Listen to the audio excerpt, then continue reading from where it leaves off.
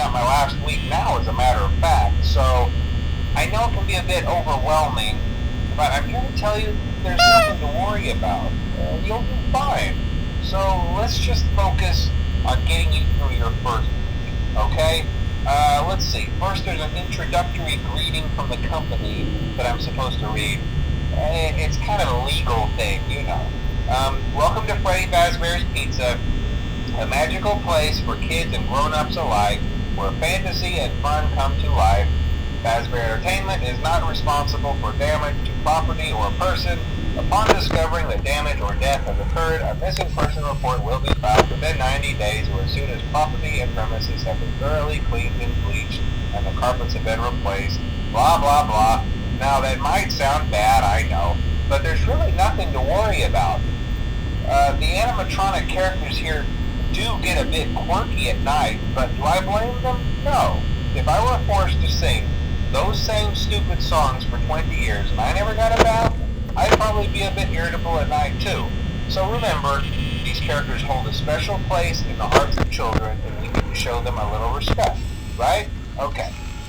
So just be aware, the characters do tend to wander a bit.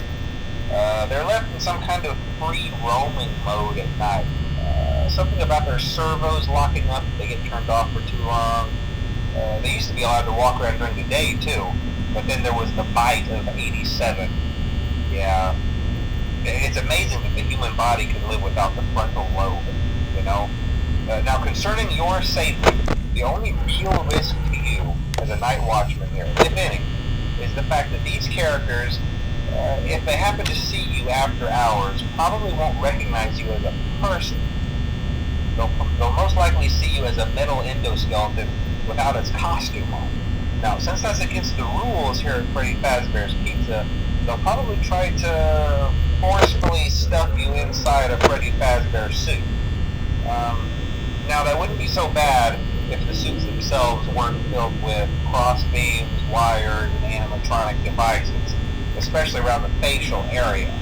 So you can imagine how having your head forcefully pressed inside one of those could cause a bit of discomfort and death. The only parts of you that would likely see the light of day again would be your eyeballs and teeth that pop out the front of the mask. Yeah, they don't tell you these things when you sign up. But hey, first station of the breeze. I'll chat with you tomorrow. Check those cameras and remember to close the doors only if absolutely necessary. Gotta conserve power. Alright, good night.